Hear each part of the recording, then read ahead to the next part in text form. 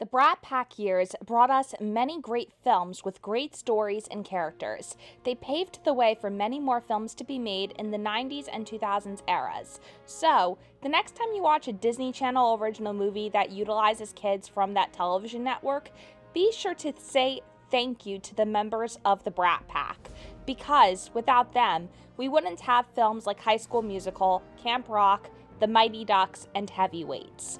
The Brat Pack gave our parents teen idols like Emilio Estevez, Molly Ringwald, Demi Moore, Rob Lowe, Andrew McCarthy, and Ralph Macchio.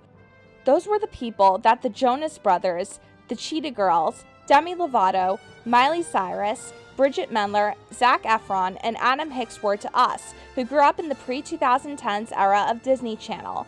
While we had those guys plastered on our bedroom walls, our parents most likely had posters of Rob Lowe, Patrick Swayze, Demi Moore, Ali Sheedy, and Judd Nelson on theirs. In the words of David Spade from the Roast of Rob Lowe, our younger audience might not know who you are, so kids, this is who your mom thinks about when she's your dad. In hindsight, films like The Breakfast Club and the Karate Kid trilogy influenced The Mighty Ducks. I've talked about both movies on my channel before, and I'll link them down below for you to watch if you haven't. But as I watched The Mighty Ducks and examined The Breakfast Club, I realized this. Gordon Bombay and Andrew Clark are two sides of the same coin, and not just because they were both played by Emilio Estevez. Now, what I mean by that is both Andy Clark and Gordon Bombay hold similar starting points and go on a journey that mirrors the other. But in doing so, I need to analyze the psychology behind both of these characters so we can truly understand how they are indirectly related. I took several psych classes in college, as well as sociology, and psychology was one of the few sciences I was good at. Ask me to dissect and explain the way of the human mind and how and why humans behave the way that they do, I can put a singular psychological topic into a 5-page research paper and get an A on that thing like it's the easiest thing in the world. Understanding human psychology and sociology helps with diving into the mind of a fictional character and placing yourself in their shoes. It was all I ever did whenever I'd read scripts when I did play productions. And all those silly acting exercises my professors forced me to do helped me understand the value of what it's like living as that character for weeks on end, forcing yourself to stay in character on stage and become something you aren't. That ultimately translated over to my talents for creative writing as I set out to write my own novels and create characters because I needed to fully develop them into realized individuals with whom readers could have empathy. It's no different than what John Hughes set out to do when he wrote all those Brat Pack movies. Writing a movie and writing a book isn't all that different. Yes, the structure of writing a book and writing a film script aren't exactly the same, but having an understanding of the human mind and forcing yourself to put the character development first makes the story that much richer, and it forces you to think about every little detail, from scent to taste to touch to sight to hearing. You need to embrace every little sense around you before you can create a believable world. So, let's use that understanding as we talk about and break down the characters of Andrew Clark and Gordon Bombay, and look at how they're similar, how they're different, and see if we can truly delve into the way their minds work and how they see the world. Let's start with Andrew, who obviously came first. Now, I won't completely go into every single psychological definition or try to overanalyze him, but I will link below an amazing video by My Little Thought Tree, where a therapist examined Andrew's character and really broke down all the little idiosyncrasies to help the audience understand things from his perspective. However, I will examine some key details about Andy that I notice each time I watch The Breakfast Club, because every time I watch it, I find there's always something new to pick up. And with Andrew Clark, I realized that I'm much more like him than I realized. Now, this will require me to get a little bit personal.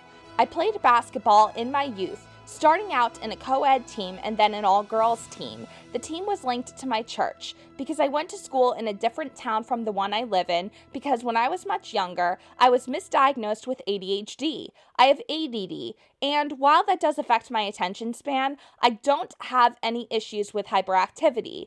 But the issue was, I was never told I had a disability. I was on medication for years, and I had no clue what it was for. And half of my doctor's visits to my ADD doctor consisted of me drawing pictures while my mother and the doctor spoke and I tuned them out.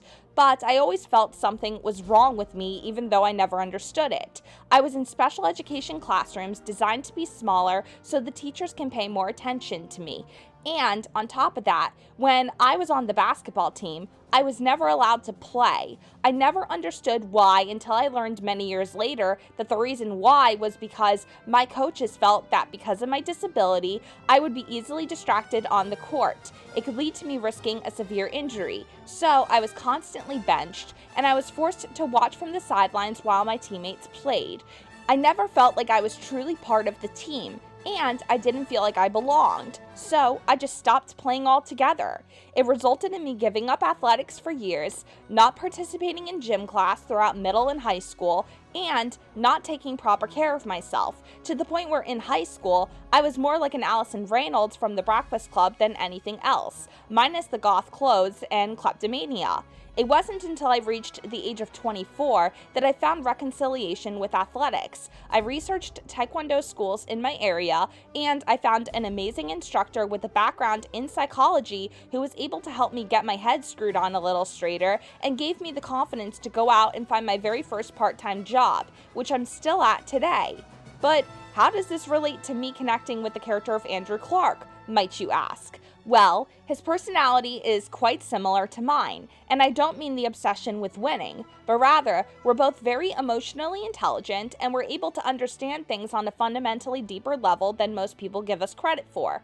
On top of that, we've both have or had this tendency to not know what it's like to cut loose in ways that are mentally healthy. When I was in high school, this often translated to me giving monologues in drama class that often had an undertone of anger, because it was easier for me to disguise my pain and turmoil by acting angry all the time. Not to mention, we both have issues regarding our ties to athletics. Andrew was pressured to conform by his father, who pushed wrestling on his son, while I gave up sports for years because I was made to feel like I would never be good at it. With Andrew, he admits that he feels he can never think for himself because he feels pressure from his dad to be cool. He's expected to win because his father won't tolerate losers in the family. But part of those great expectations thrust upon him is he's also expected to do the right thing because he has an image he needs to live up to. He's expected to be like Superman, and given that his last name is Clark,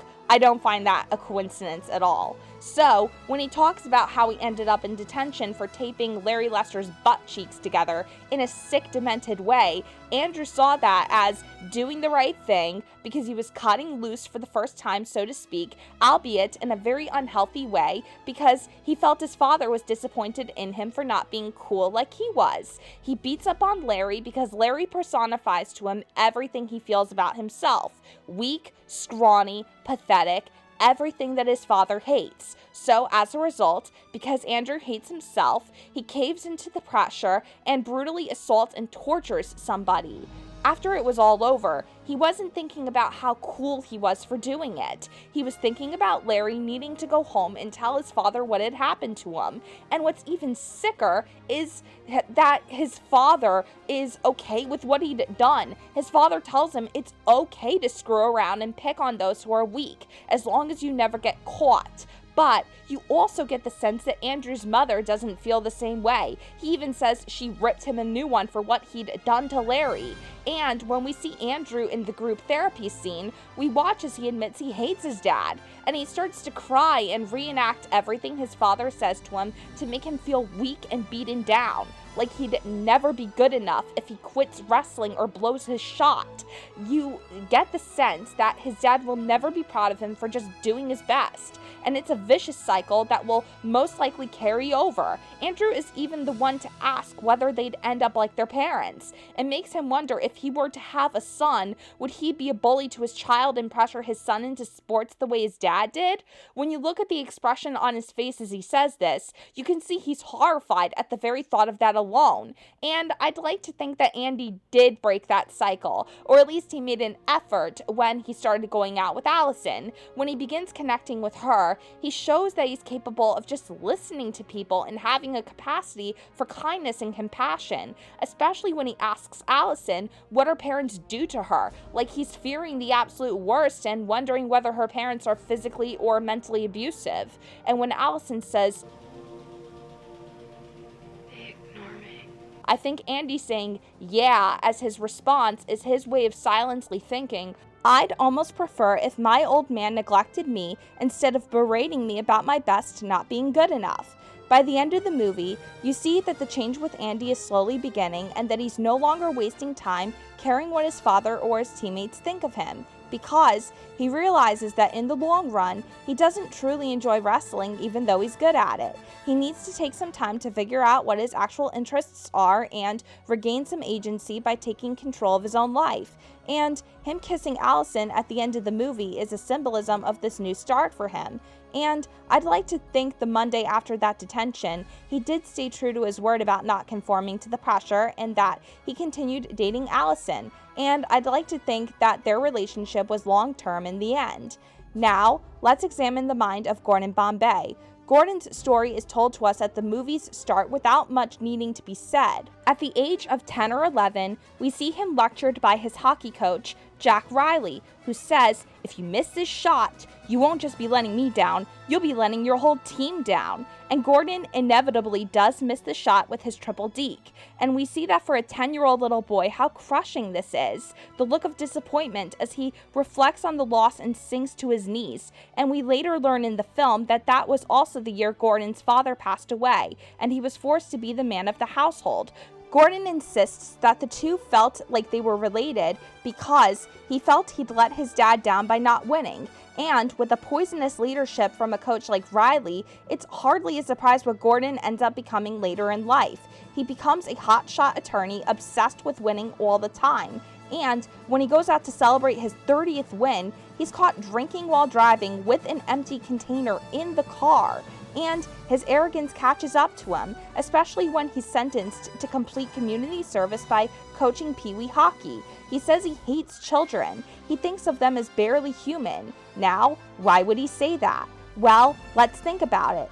He, as a child, lost that championship game, which led to him beating himself down. So perhaps, when he looks at children, he sees in them something that he once was, innocent and having fun, at least before Riley shoved all of that "it's not worth winning if you can't win big" garbage into his head. And when he looks at ice hockey, he associates it with that blowing loss as well as the death of his dad, because his father had been the one to support him continuously. It isn't until he has that moment of reconciliation where he starts ice skating alone that he realizes he needs to make a change. And the start of it would be apologizing to Charlie Conway, whom he told to cheat at the game. As the movie continues playing out, he sees not only himself in Charlie Conway, but also in Riley's hotshot player Adam Banks, who may be a hawk, but is truly supposed to be within the District 5 boundary lines as a duck. He realizes that Adam is him, and then he needs to get Adam away from Riley before Riley ends up emotionally damaging Adam the way Riley did with him. Gordon bringing Adam in is the beginning of him breaking that cycle as he saves Adam from becoming a bully who only cares about winning. Gordon confronts Riley, telling him he wasted all those years worrying about what Riley thought of him, and finishes it by saying, "You're going down, Riley." Gordon saying, "You're going down, Riley," is powerful because it shows that he's taking back that agency that got stolen from him as a young boy, and he leads the Ducks to victory. And we see in the second movie that Riley did, to a point, leave Adam a little broken. Adam tries playing with a sore wrist at the Junior Goodwill Games because he's worried that if he doesn't play, scouts won't notice him and he'll be letting his dad down. And that's all thanks to Coach Riley, who shoved into Adam's head that winning is the most important thing, similarly to what he did with Gordon when Gordon was Adam's age. This pattern is repeated in D2, particularly with the Iceland coach, Wolf Stanson, whose players play dirty to win. We see it in Gordon and Stanson's face-off in front of their teams. We see how their play styles are different. Gordon is much smaller and shorter, which means he can weave a lot faster along the ice, while Stanson is larger and taller and plays much more defensively like an enforcer. And when Stanson goes for a cheap shot on Gordon's hurt knee, you can see Gordon wants to go after him for that. You can see that his players are protective over him, especially Charlie, Adam, and Fulton. But he displays tremendous willpower by encouraging his kids to be bigger and better people. He even lectures them in the locker room during the game about not being goons and bullies, and that they remember who they are and that ducks fly together. This is important because it once again shows Gordon breaking that cycle of the abusive coaching he received from Jack Riley. Each movie is about Gordon slowly breaking that cycle and becoming a more selfless, compassionate individual who encourages his kids to have fun and not care about winning all the time. It's that road of emotional healing for him as he reconciles the loss of his father and his love for hockey, something that Andrew Clark in The Breakfast Club never really got the chance to do because wrestling was thrust upon him. He never truly loved it. He was told that was what he was going to do, and he would do it because it was what his father wanted. In contrast, Gordon loved hockey before Riley put it in his head that winning is everything. But the biggest shift comes in D3, when Bombay is offered a spot on the Junior Goodwill Games committee and he leaves coaching in the hands of his old friend Ted O'Ryan. This causes Charlie's character to completely shift from the boy we knew in the first two movies as he struggles with not only the closest person he has to a dad leaving, but also going to a prep school where he's surrounded by snobbish, overindulgent, spoiled brats who come from old money, his best friend Adam being switched to the varsity team, which consists of upperclassmen who hate his and his friends' guts for seemingly no good reason other than that they exist, and a new hockey coach who dismisses everything that he and his friends are accustomed to and announces the Ducks are dead. It isn't until much later that Bombay and Charlie have that heart-to-heart, and Gordon encourages Charlie to be the captain and step up for his team. And Gordon also tells him that he talked up a great deal to Coach O'Ryan about Charlie, explaining how Charlie was the real Minnesota Miracle Man. It's such an emotionally touching scene as you watch Charlie start to cry, and he and Gordon hug and have the ultimate father-son moment that fans of the Mighty Ducks anticipated for so long. So, as you can see, while Gordon Bombay and Andrew Clark are two distinct characters, they are more or less the same. They've both dealt with the vicious cycle of some mental or emotional abuse from an authority figure in their lives, and they're both on a journey of forgiving themselves and discovering what it is that they truly enjoy in life. And while their journeys are quite different from one another, there's no denying how similar they are in personality and even their tendencies. And maybe that's why the characters of Andrew Clark and Gordon Bombay are so beloved. Emilio Estevez really brought forth these deep layers to both of these characters and gave them tons of depth through not just the scripts he was given to work with, but also with his acting.